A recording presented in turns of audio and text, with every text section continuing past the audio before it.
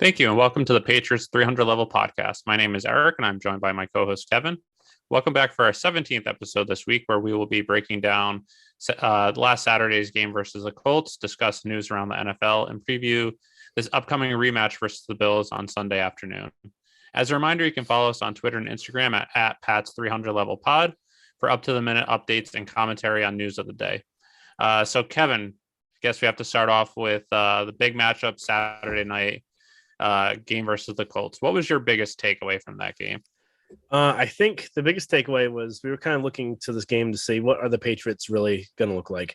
And I don't think we really got a good kind of picture of this because the Patriots came out very flat. They were very undisciplined. They kind of looked like the Patriots, the 2-4 Patriots versus the 7-win streak Patriots. I think they played very sloppy. They didn't look well for, I think, the first 2 to 3 quarters of the game. And I think judging off of this game, there's not much you could really tell of how this team is fully. I think one thing you could get worried about is how are they going to play in big games and away games. But I don't think I think that's more of an aberration. I don't think it's something that's going to continue. But the biggest take was how sloppy they looked. They did not look good at all. Yeah, that was my exact thought as well. Is not only were they, it just seemed like everything was going wrong for everyone. It didn't seem like anyone had a great game. Usually, like sometimes if someone has a bad game, then other people make up for it.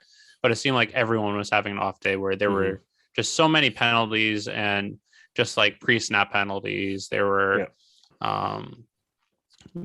Jamie Collins, for instance, a few weeks ago, or maybe like 5-6 weeks ago, he had the interception, which was like the fastest interception where he caught it like less than half a second after it was thrown. This time the ball was in his hands, which could have been a pick six. He drops it. JC Jackson drops. It was a tough catch, but we've seen him make tougher catches for another interception.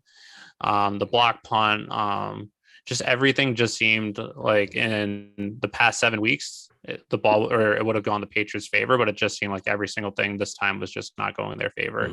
I don't know if it was just the bye, them being a little rusty, especially with the new bye rules where before you used to be able to practice during the bye. Now you have to have at least 4 days off. And then since they had the Monday game, the previous week, they pretty much didn't practice at all the first week of the bye. So I don't know if that had something to do with it or not, but it wasn't, I didn't think the loss was too concerning because it's things that we haven't seen the Patriots do. It's been more mental mistakes. It wasn't them really losing on technique. So I thought that was at least good, but overall it was just sloppy play. Like you said, what we saw the first 6 weeks of the season, uncharacteristic penalties, uncharacteristic mistakes.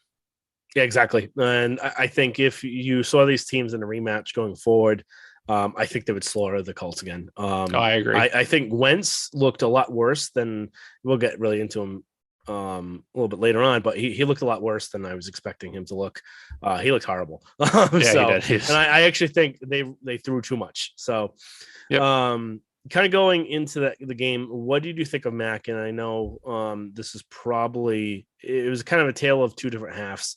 So what were your big thoughts on him? It was tough to read. I thought the first quarter and a half, he wasn't bad. It's just the Patriots overall was sloppy and mixed with the defense being pretty fast that his stats at least look pretty good. I think it was something like 8 of 11 or where he wasn't throwing too many too many incompletions. He was throwing the ball where he needed to, a couple drops here and there, but I didn't think he was bad. But then I'd say from halfway through the second quarter until the fourth quarter was probably the worst we've seen him all year.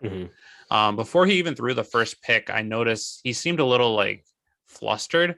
Yeah, it looked like he was sweating a lot. And I don't think I texted you, but I was going to text you saying, I wonder if the Colts have the heat on because it seemed like he was sweating profusely compared to what he normally did. So I don't know if it was just something like that, but he just seemed flustered. But like I said, from about halfway through the second quarter until about the fourth quarter, it was probably the worst we've seen him. But I was really impressed with how he handled himself in the fourth quarter.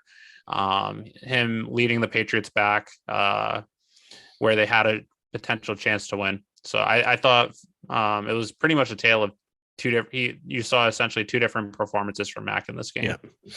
Yeah, I think you pretty much hit on everything. I think Mac looked really bad at some points in this game. He looked really good at some points. Yeah. That first pick, I don't fully put on him, but because you got to think the defense gets paid to make plays too, and I think he really did a good job baiting him into it. I think still he should have realized that he was there and lost kind of awareness of where he was. And then the second pick was all on Mac, where it was a great play by the linebacker to make that dive and catch, but everyone knew where he was going with that. Everyone knew where he was going to go, when he was going to go. And I don't think there was any surprise for that. So I think that was more of him just not realizing what was going to happen there. I think the one thing I would say though is I think the first one is a little more on Mac, where it is unfair because we're judging him like a normal quarterback where he's a rookie, and it was just he should have seen it, but he just didn't see the guy. But the linebacker did pretty much bait him into it. But the second one, I don't blame him for the decision to throw that way. It was a hell of a catch by the person that intercepted. I'm just blanking on the name right now, but he could have thrown the ball a little better too. He could have thrown harder too. He didn't put really any gas into that throw, and that was the big reason why too it was picked. Whereas if that was like a line drive throw, it probably would have ended up tipping it because that would have been a really hard kind of diving catch to make. And I think really I did like and we kind of talked about this last week about what are we going to see from him. Can he lead a comeback, which we've kind of seen he mostly can based on the Texans, the Bucs games. He's never completed. He completed one of the Texans. He didn't with the Bucs. Cowboys too. In this game too, I think he was just one defensive stop away from coming back in this game. And he showed a lot of poise on there. He showed a lot of guts, a lot of grit. It was that play where he did exactly what you're not supposed to do and throw across his body, kind of like a Derek Jeter type of throw, and ended up completing it and got killed on that play and was still able to kind of come back, knock that off. And he looked hobbled, but played really well with that. So that's one thing that's a good takeaway from that. So, and it's something we've always known. He's got the drive. We know he's got the grit. He's not like a Jimmy Garoppolo, except Jimmy's playing really well right now. But even Mac, there were times where he was blocking, where he was trying to push the pile, where it just shows that he's going all out, which is something, granted, might not be the smartest thing, but you have to appreciate his hustle and his desire to win. Yeah. Now looking forward against how did the defense play? They, without that 67-yard run, I think they only gave up 100. Low hundreds for rushing yards besides that one large run. I think it was about 100, like 5 to Taylor, but I think it was like 160 overall to the Colts. What was your kind of thoughts on how the defense played? How do you think they did overall? Yeah, I thought the second drive was similar to the drive against the Browns, where the Browns just ran it down their throats, and the first drive of the game, and they couldn't stop them. It looked like they were just getting pushed around. After that, they didn't play that bad. I know this. If you look at the score, I think, what was it, 20-10 was the final score, or no, 27-17. Yeah, 27-17 was the final score. So if you look at that, you think that they didn't play great, but I think they held the Colts to 2 and 8 on third downs. It was just pretty much that one drive and then that long touchdown run. And then after that, they pretty much clamped down. It wasn't great, but they held their own when they needed to. We saw more of the bend, don't break. I think it was the third drive they had where they were marching down the field, but once they got inside the 30, then they pretty much stopped them again. Yeah. And then you got to remember too, you could take away those two special teams mistakes. And that's 10 points there. So instead of 27, that's 17. So those are two huge kind of key difference makers in this game. And I think the defense played all right. Except this was another instance where when you have to have it, they didn't. And we've seen that a few times with them. We saw it with the Saints. We saw it with the Cowboys. We've seen it a few times this year, and it's just something that's a little concerning. And it's just hopefully, but you also got to think Jonathan Taylor is probably the best running back in the league right now. So and I don't even have an issue with them giving up the 70-yard touchdown, because I was texting you at the time.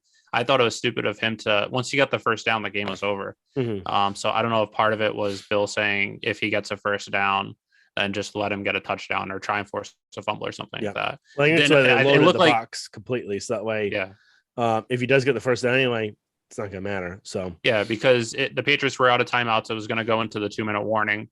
So if he got the first down and just kneeled down, the Patriots don't get the ball back and the game's over. By him getting the touchdown, granted, the Patriots don't have any timeouts, but they got the ball back with 2:01 left on the clock. So you get a quick touchdown, get an onside kick, which we saw for the previous week. It's going to be tough, but it's realistic that they could have come back and tied the game or even won it. Yeah. So I don't have an issue with them giving up that long touchdown. I have an issue with them giving up the first down. Yeah.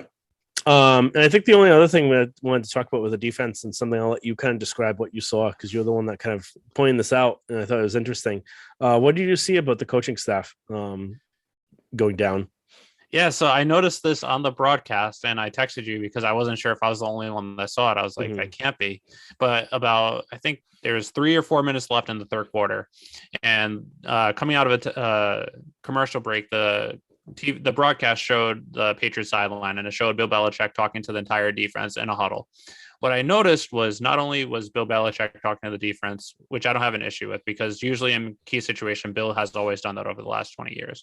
The thing that struck me the most was Steve Belichick was not only not inside the huddle along with all the other players and coaches, he was off to the side and looking sort of disengaged. And I thought it was very strange. I would understand if Bill was talking to the whole defense and he was in there, but he was just off to the side, and the broadcast showed it for about 12, 13 seconds. And the entire time he was just either looking at his iPad or just looking down or walking in like circles. So I don't know if like him and Bill had a disagreement of how to handle the defense or what it was, but I just thought it was a very striking moment. Very strange. Yeah, and I think it kind of really shows who's really in charge of this defense. We've said it before, ever since the Cowboys game, Bill's taken a much bigger role in this. And it just clearly shows that even though Steve's the one calling out the plays, Bill's got a very big hand in this. And then even with that, the other thing that I just thought was strange was Gerard Mayer was also in the huddle too. So I'd understand if like Steve and Gerard were in it, but Gerard was in it and then Steve wasn't. So just something interesting just to keep focused on looking for going forward. Yeah. And then it would be another thing too if no coaches were in the huddle, but having a few of them in there and not Steve, it kind of was a little question mark. Yep. Looking at the Colts, I think the two biggest kind of things to focus on would be Wentz and Taylor. Kind of two different stories about how their team is. I think Taylor showed why he's a dominant back, why he leads this team, and why they're actually doing well this year. Whereas Wentz, I don't know. This is like the Titans game in 2019 where they came in here and I think they threw it probably around 12 times, I think. 72 total yards. And I remember coming out of that game saying they threw it too much. I think the same thing happened with Wentz. I think Wentz was horrible in this game. The first 3 plays, the way he threw, were bad. He could have had 3 interceptions in this game. They dropped 2 of them. Yep. He just did not look good. And it kind of showed. I've never really been that high in him just because something doesn't seem right with him. He doesn't seem like a winner. And I think if he was still on the Eagles team from a few years ago, they would have made the Super Bowl. I think he's just a mistake waiting to happen. And I don't think Frank Reich has any trust in him at all. And you could clearly show it by how much they ran. And I think they actually didn't run enough. But I just think that he's going to be kind of the downfall to their team going forward. No, I agree. I think he's similar. He reminds me a lot of Ryan Tannehill when he was with the Titans, where you pretty much have a quarterback that you're hoping just doesn't make the mistake. He's going to be more of a game manager where hopefully you throw it 15, 20 times, 150, 200 yards if you're lucky, and he doesn't have an interception, and you'll be happy with that. I think that's sort of how I'm viewing it. And this Colts team does remind me a lot of that Titans team from 2019, where Jonathan Taylor is sort of like that Derrick Henry from that year. Yeah. And it's just something crazy if you think about it. Can you guess what his cap hit is for this year? I think it's something like 50 or 60 million. Oh no, not that much. Or was that the dead cap for the Eagles? Okay. $21 million 28 next year, 26 the year afterwards. They can actually get out underneath them after 2022. But the dead cap for this year would be 35 million. Dead cap for the next year is 15 million, and then it's zero for his last 2 years of his deal. But it's just insane how much money is guaranteed for him, and how I don't think how good he's not that good. But I guess it's similar with Ryan Tannehill. Ryan Tannehill is getting about 30 million a year. Mm-hmm. Yeah, it's true. I was gonna ask one thing, but I think one thing that just kind of struck me was this game sort of reminded me, or the entire Colts team after it, along with the Colts, how it sort of seemed like this was their Super Bowl where they gave everything into this game, where I feel like they're playing the Cardinals next week. Cardinals are coming off two losses in a row, but I feel like the Cardinals are going to kick their ass next week because the Colts aren't going to be fully prepared for the game, where they put so much into this game, and it's going to take them by surprise and maybe even knock them out of the playoffs. Yeah, I definitely see that happen. I also don't think the Cardinals are that good. I think I agree. Overrated, and I don't think Cliff Kingsbury is that good of a coach. But I think you're not going to lose 3 in a row. I don't think with that team, with the talent they have. I don't think the Colts are that good. And I think another thing to just think of, like you said, they were playing this team like it's the Super Bowl, kind of how we've seen this a lot. The Jaguars a few years ago. There was the Titans even a few years ago, like the 2018. The 2018 season especially just comes to mind because the Patriots lost to 5 teams that didn't make the playoffs, where they lost, and then the following week all those teams lost because they put so much into this game. So I think that's one thing to think of. And then just the other thing, what was I going to say? I'm blanking on it now. The odds that if this team was to go and win the Super Bowl, the odds that they're going to win 14 in a row is highly unlikely. So they, not to say this is a good loss, but it can put things in perspective for them. And also, realistically, you're not going to win that many games in a row. The last team to do it was the Patriots in 2003, and then the team to do that, to win even more than 12 in a row before then, was the 86 Giants. So I don't think this team is on those 86 levels. Bears. 86 Bears won in 86. Whatever the Giants was in the 80s. I don't remember 88. the year. Maybe 88. But I don't think this team is on the par of either of those teams. They don't have enough talent to be doing that. So I think not to say this was a good loss, but it was going to have to happen eventually. You're not going to win that many in a row. It's just not. It's probably not going to happen. So the fact that it happened here, it's going to kind of kick them back into gear, get ready for Buffalo. I think it may help a little bit.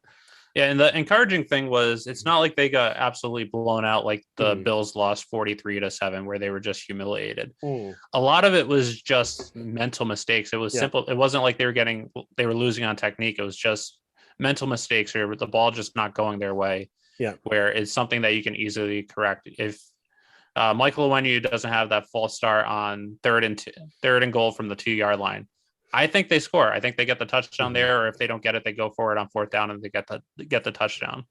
If the missed field goal, they don't jump off sides. That's 3 points off the board. If they just block on the punt, that's 7 points off the board. So it was a lot of things that you typically don't see from this Patriots team. We saw earlier in the year in games where they lost, the Cowboys game, the Bucs game, but it's not something we traditionally see from a Bill Belichick team, especially this late in the season. Yep. So that's at least something I thought was encouraging, along with them fighting back where they were down 20-0 going into the 4th quarter, and they almost won. Yeah, agreed. So I think that's a good kind of key just to realize where it wasn't like they were out. Well, they were outplayed based on their execution, but they weren't out. It wasn't like a lack of talent or a lack of ability that they lost. Exactly. It was a lack of execution. So that's a good thing to go forward with. I just want to say one thing on the penalties, which just struck me, was Patriots had 8 penalties. 3 of them were false starts inside the red zone.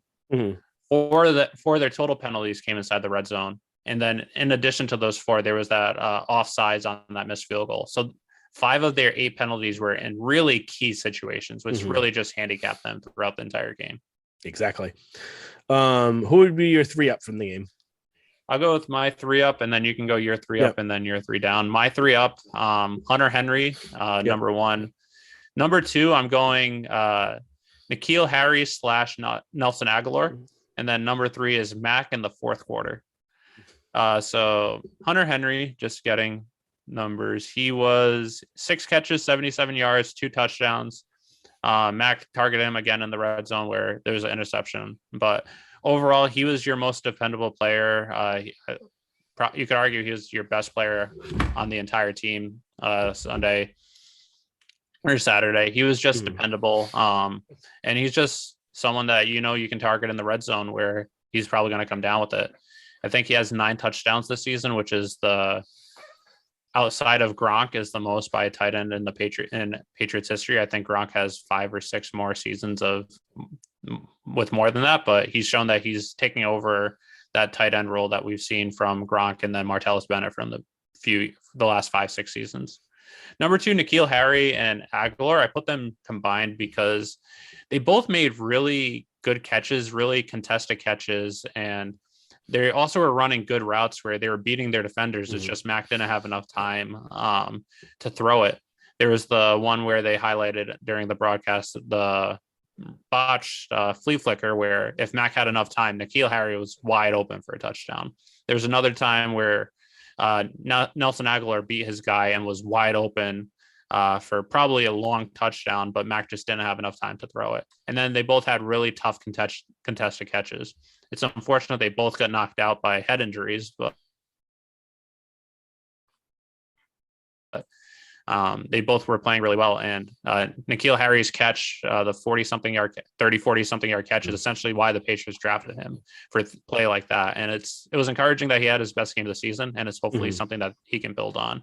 The head injury knocking him out was a little wasn't great, but he's back at practice already today. So it looks like it might have not been a concussion, which is at least good. So hopefully it's something he can build on. And then Mac, his play in the fourth quarter, after having probably his worst performance of the season, to come back and lead them to possibly winning the game was just impressive.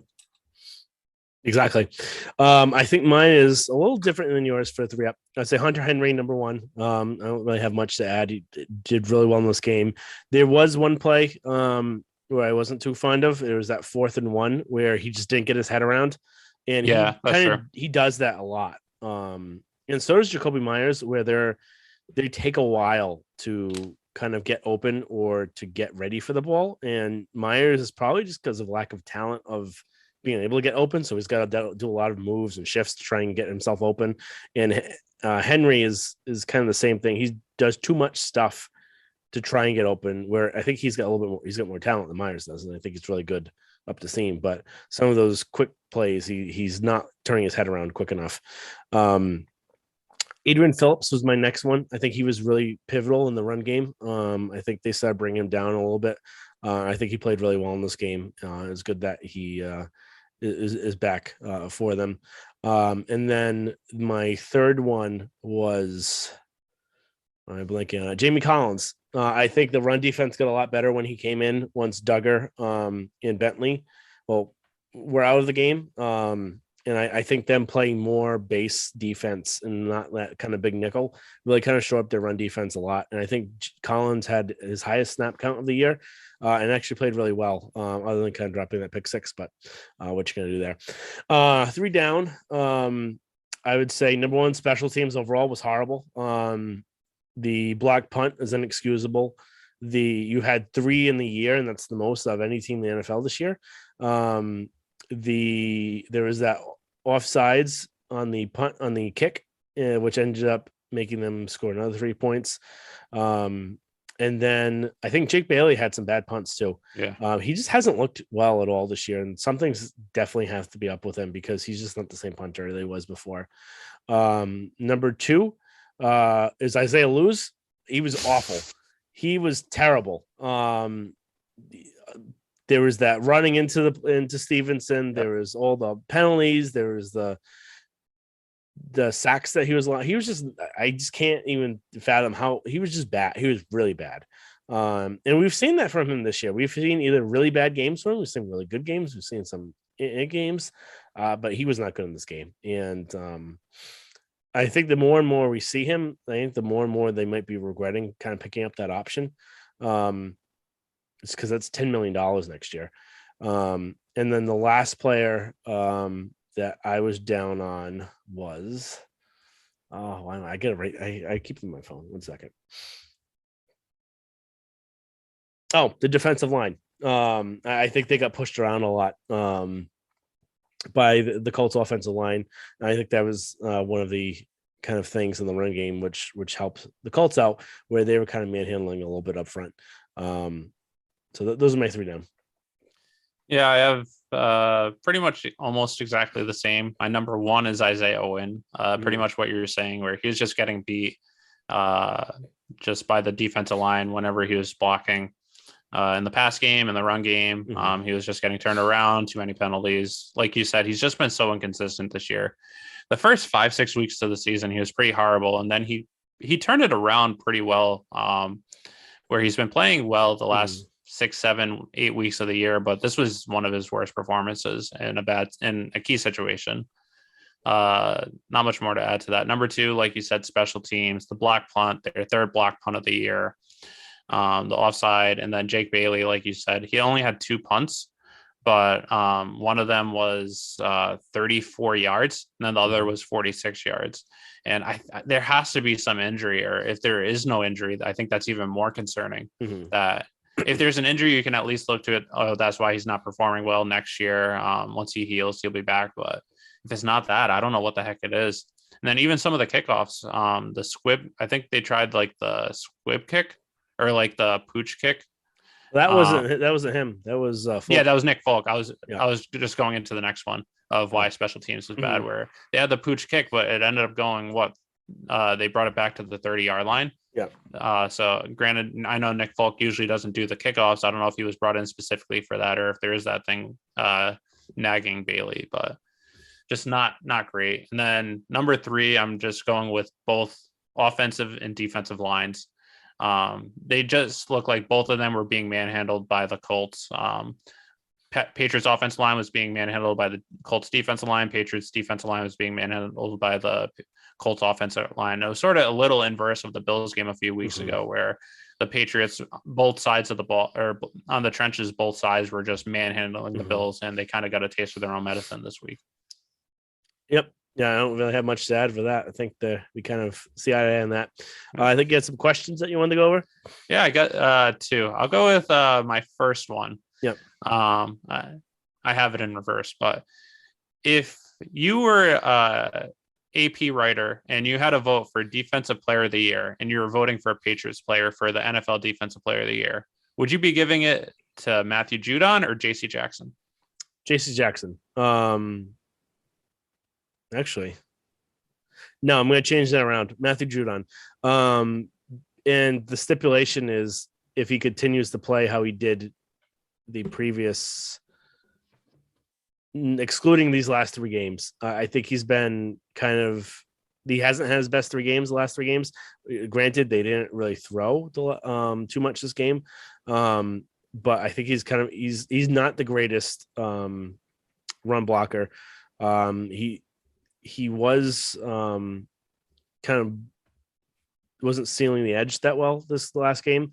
I'm hoping it's just a little injury or something like that. But I think for this team to get anywhere, they need a pass rush, because zone defense can't be played without one. So I would say if the defense continues to play well, it's because they're getting pass rush, and that would be for Matthew Judon. So that would be my explanation. So the reason why I asked is I think it is a good question, because both have been playing really well this year. Yeah. And the first 10, 11 weeks of the season, I was saying Matthew Judon should be Defensive Player of the Year in the running at least. I think just how well JC Jackson has been playing the last 8 weeks, I would put it that I think Matthew Judon is the Patriots defensive MVP, but I think JC Jackson should be in the running over him for NFL's Defensive Player of the Year. Just some stats I found interesting was Gilmore in 2019, when he won Defensive Player of the Year, QBs were completing 50% of their passes when targeting him, and they had a 44 passer rating against.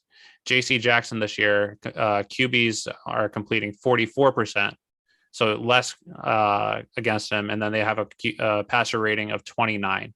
He has 7 interceptions, and he's pretty much just locking down whoever he's been covering the last 7, 8, 9 weeks of the season. I know he was inconsistent the first 6, 7 weeks of the year, and I was pretty hard on him of his play because he wasn't playing like number one corner, but he's just been shutting down whoever he's had to guard.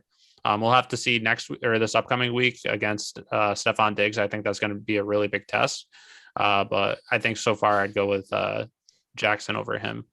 And then second question is, with 3 weeks to go in the NFL, who would you vote for MVP? And then just all the major categories: offensive player of the year, defensive player of the year, rookie of the year on both sides, and then coach of the year.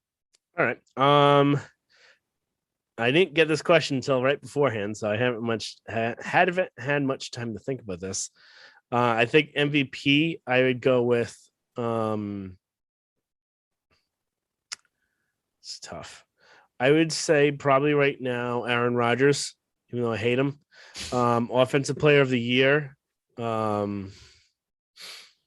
really don't know the answer on this one because I don't know. Actually, no, I do. It's Cooper Kupp of the Rams. Defensive player of the year, Micah Parsons. Offensive rookie of the year, Mac Jones. Defensive rookie of the year, Micah Parsons. And coach of the year, Bill Belichick. Those would be all mine. Yeah, I think those are all respectable answers. For me, MVP, I'd be going Brady over Rodgers. I just think the season he's having, you could argue this is one of his best seasons of his career, and he's doing it at 44. And then I know the Bucs are a super team, but they've only played, I believe, 2 games the entire year with all 4 of their key players of Antonio Brown, Mike Evans, Chris Godwin, and Gronk. They've only played 2 games of the season with all of them. So I know if you take one of them out or 2 of them out, it's still, you could argue, a super team or super offense, but he's just been having an absolutely great year. Offensive player of the year, it's tough between Cooper Kupp and Jonathan Taylor. I think I'd slightly lean Jonathan Taylor, but I think you could argue either one. Defensive player of the year, I'd have to go with Micah Parsons. Offensive rookie of the year, Mac. Defensive rookie of the year, obviously Micah Parsons. And then coach of the year, Bill. So just wanted to see what your thoughts were with 3 games left. Yeah. I think just with the MVP, my answer would change based on how these 3 weeks go with how Brady does missing all these pieces around him. If he wins handily of these next 3 games, then I would shift it to Brady. I think just Rodgers has had a really good year statistically and really all of the measures too. So I hate him, but I would have to put him there. News around the NFL AFC, if we want to just do this really quick. Chiefs Chargers. What were your thoughts on kind of the biggest thing out of it was Staley's going for it so much? What were your thoughts? I'll give mine first. I actually agreed with him. I think going into this, that the Chiefs, and especially so at the end, can put up points really when they want. I know this isn't the same Chiefs team as it was last year or the year before. Mahomes doesn't look right still. There's something got to be wrong with him because his timing and his throws aren't in sync. But the threat that they have and how poor the Chargers defense is, I would go with any route to try and get as many points as were. I know you could second guess and say, oh, they lost 90 points on the game, but number one, their kickers aren't that good. Number two, except those are pretty short field goals. But number two, you need to put points up against the Chiefs. The only one I do kind of second guess was that first one was 4th and 5 on the goal line. That's a pretty hard one to convert. So that one I could maybe say kicking. But again, would have changed the whole complexion of the game. It might have. So what were your thoughts? No, I agree entirely. Where I had an issue with the first one. I thought it was too long. If it was like 4th and at the 1 or 2 yard line, like some of the other ones, I would have gone for it. But 4th and 5, that's a tough one to convert. So I would have kicked that one. But the other 2, I don't have an issue with. I texted you this after the game, and I was thinking it the entire 3rd quarter and 4th quarter too, where the Chargers just showed that even though they have a new coach, they have Justin Herbert, new quarterback, compared to the old Chargers, they're pretty much still the same Chargers where they're going to, in big games, they're going to find a way to lose the game. And that's pretty much what they did. Going into this game, you knew that Patrick Mahomes is not good in the pocket. He pretty much has his bread and butter is when he runs outside the pocket and throws on the run. What do? They kept rushing up allowing Patrick Mahomes, instead of throwing in the pocket, to leave the pocket. So you knew that going into the game, and then they just didn't plan for that as well. Second thing you knew was the Chiefs' entire offense runs through Tyreek Hill and Travis Kelce. So you have to pretty much lock them down and let everyone else beat you. What do? They allow Travis Kelce and Tyreek Hill to combine for 320 plus receiving yards. So, and then even that touchdown to win the game in overtime, Travis Kelce had 3 people surrounding him when he caught it around the 25 yard line. He went untouched into the end zone. Mm-hmm. So first of all, they were allowing him free releases where he's a very soft player, especially for a tight end, where if you jam him, it knocks him off his game. They weren't doing that at all. They were allowing free releases. But B, when he actually caught the ball to end the game, they weren't even close to even tackling him. It was just showing that I know the Chargers have talent, but it seems like they just, I don't know what it is. Different city, different coach, different quarterback. They just always just find a way to lose those big games. Yep. And speaking of losers, the Ravens, the Titans lost this week as well. Yep. Titans mistake after mistake, fumble, turnovers. Again, shows that they really need why am I blanking on his name? Derrick Henry, not Hunter Henry. They need Derrick Henry. And the Ravens, what do you think of them going for the 2-point conversion to end the game? I think we were kind of hoping they were because we didn't think they were going to convert again. What were your thoughts? So I'll talk about the Titans first. And I think they're showing that without Derrick Henry, they're just a completely different team. They still are a good coach. They have a good coach, so they'll find a way to be competitive. But unless Derrick Henry comes back 100%, which is tough to do coming back from a foot injury, I don't think they're going to be able to really give much competition in the playoffs. So that's just my thought on them. And it's good that they lost because even with the Patriots losing, it allows them to still possibly have a shot at that number 1 seed, have that bye in the first round. The Ravens, I didn't have an issue with them going for 2. Against the Steelers, I kind of did I understood why they went for 2, but I didn't agree with it. This time I completely agreed with it. You're going up against Aaron Rodgers. He still had 30-something seconds left in the game where he could go for it and kick the field goal to win the game. But also, you're playing with a backup quarterback against the Packers, where I think John Harbaugh pretty knew it was kind of lucky that they were in that situation where they were able to possibly bring the game into overtime. I think he felt that if it was to go into overtime, either A, his defense wasn't going to be able to stop Aaron Rodgers, or B, if they got the ball first, that they weren't going to be able to get a touchdown. The Ravens secondary is pretty depleted too, which I think that had to factor into it as well. Mm-hmm. So I think he knew this is my best shot of winning the game. So go for 2 here. If we don't get it, we're going to probably lose. If we get it, that's great. If we don't get it, we probably would have lost anyway. That's a fair point. Looking forward to the Bills this week. I'm going to do a quick preview. It's kind of a rematch. The weather right now looks to be semi-decent. I think 30s. I don't think any wind and rain yet. So it should be a pretty even match weather-wise. I do expect them to be coming in here gung-ho, and that may be maybe to their detriment. Because we know that McDermott can kind of get a little riled up a little bit too easily and lose his head. And the amount of importance on this game may just make him lose his mind. And I think with the Patriots loss against the Colts, I think it's really going to jolt them into being more focused and making sure that they kind of win this game. We previewed only a couple weeks ago the difference between the offense and the defense. I don't think there's really much to go over. What are your key kind of impacts for this game? What are you looking for? What do you think the Patriots need to do in order to win? I think they have to control the trenches on both sides of the ball like they did last time, where if they're able to control or beat the Bills offensive line, preventing them from running the ball, and even just pass rushing too, I think that's going to help them and set the tone for the defense. And then offense, if you're manhandling the Bills defensive line like you were last time, you're able to run the ball. And then if you're running the ball effectively, you're allowing Mac to pass. You bring in the play action, keep them. You're not playing one dimensional and you're keeping the Bills second guessing what you're going to do. You could pass, you could run. And then it pretty much puts the ball in your favor. I think a key is when the Patriots played the Bills a couple weeks ago, Josh Allen didn't really run that much. Yeah, I think a key thing is keeping containment, not rushing too far past when you're rushing the quarterback and making him throw from the pocket, not scrambling in like a third down situation.